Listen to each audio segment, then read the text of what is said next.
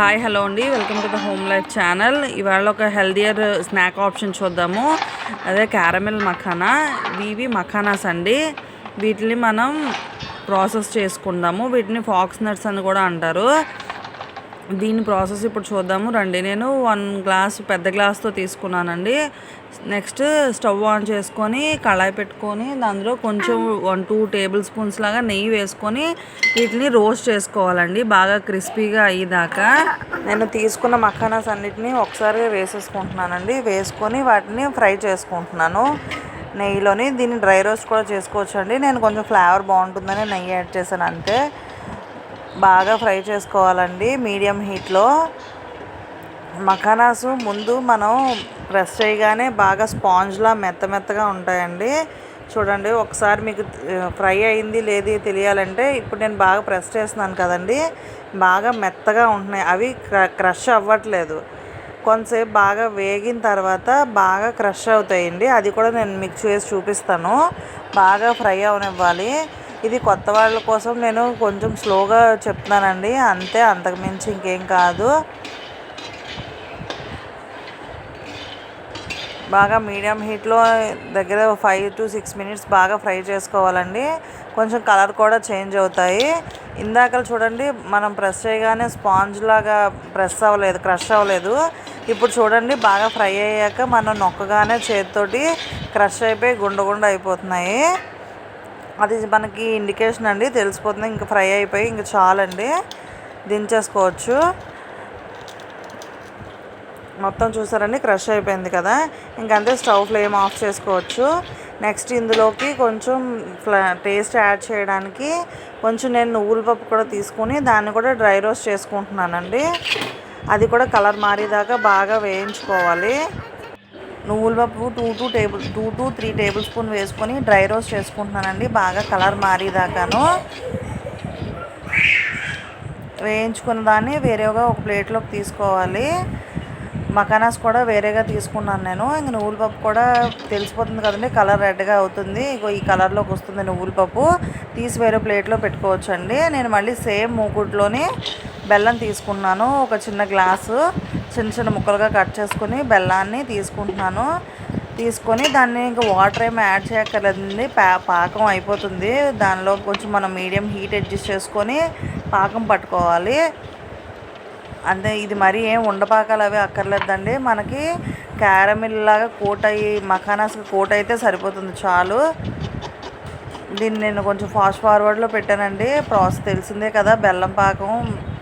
అందులోనే ఒక 2 table spoons లాగా నేను నెయ్యి యాడ్ చేసుకుంటున్నాను అడుగంటకుండా. ఇంకా మఖానాస్ కూడా విడివిడిగా వస్తాయి అనేసి నేను నెయ్యి యాడ్ చేసుకుంటున్నాను.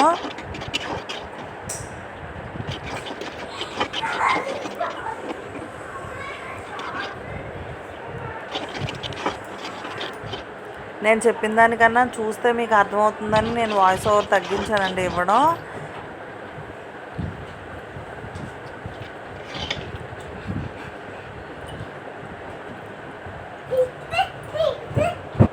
కొత్తగా నేర్చుకునే వాళ్ళకి కొంచెం అర్థం అవ్వాలని కొంచెం లెంతీగా మొత్తం ఫుల్ ప్రాసెస్ అంతా పెడుతున్నానండి అంతే.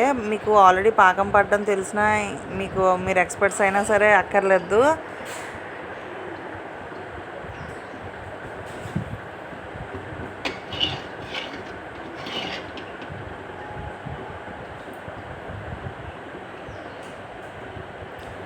చూడండి, పాకం కొంచెం సాగుతున్నట్టు వస్తున్నది కదా. ఇలా అయితే ఇంకొక 2 minutes ఉంచితే సరిపోతుంది.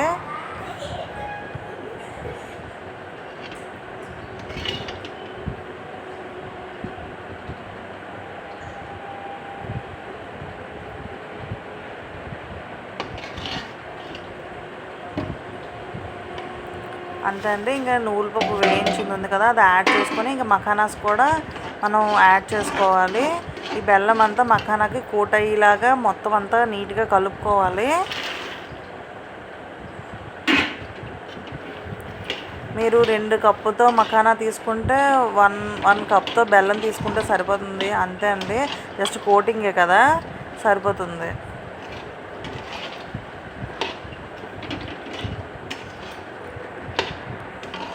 ఈలోపు మనం ఒక ప్లేట్కి కానీ ఒక గిన్నెకి కానీ కొంచెం నెయ్యి అప్లై చేసుకొని ఉంచుకుంటే ఫుల్గా నెయ్యి ఎంత మొత్తం గ్రీస్ చేసుకొని ఉంచుకుంటే ఆ మఖానాస్ని దీనిలో ట్రాన్స్ఫర్ చేసుకుంటే అంటుకోవండి, ప్లేట్కి విడివిడిగా వస్తాయి. పాకం కదా, మొత్తం మఖానాస్ అన్నిటిని ముకుట్లోంచి తీసి నేను ప్లేట్లో వేసుకున్నాను. కొంచెం చల్లారనివ్వాలి. మొత్తం తీస్తానండి. కొంచెం చల్లారాక మఖానాస్ అన్నీ విడివిడిగా వచ్చేస్తాయి. ఎందుకంటే మనం పాకంలో నెయ్యి వేసాము, ప్లేట్కి కూడా నెయ్యి రాసాము. వేయించుకున్నప్పుడు కూడా కొంచెం నెయ్యి యాడ్ చేసి వేయించుకున్నాం కదా, వచ్చేస్తాయండి విడివిడిగాను.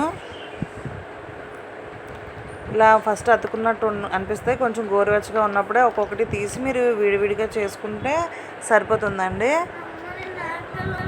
అలా ప్రతి మఖానాన్ని కూడా విడివిడిగా అతుక్కుంటాయండి అంతే, అంతకు మించి ఇంకేం కాదు. అలా తినాలన్నా సరే అచ్చులా ఉంటుంది, అలా కూడా తినేయచ్చు. లేదు మాకు విడివిడిగా కావాలి, షాప్లో ఇలా కావాలంటే ఒక్కొక్కటి విడి చేసుకోవచ్చు.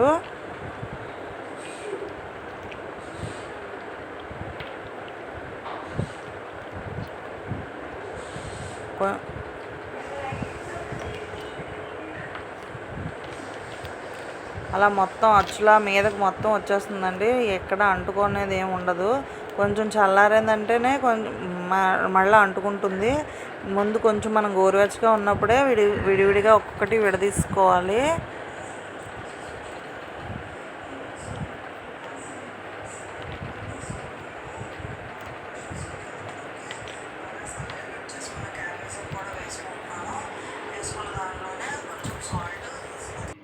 మొత్తం మఖానాస్ అన్నింటినీ నేను సపరేట్ చేస్తానండి, మొత్తం విడివిడిగా వచ్చాయి. అంతే అండి, క్యారమెల్ మఖానా రెడీ. కంటెంట్ నచ్చితే please like, share and subscribe. కానీ ఒకసారి ట్రై చేయండి, చాలా బాగుంటాయి. థ్యాంక్ యూ అండి, థ్యాంక్ యూ సో మచ్.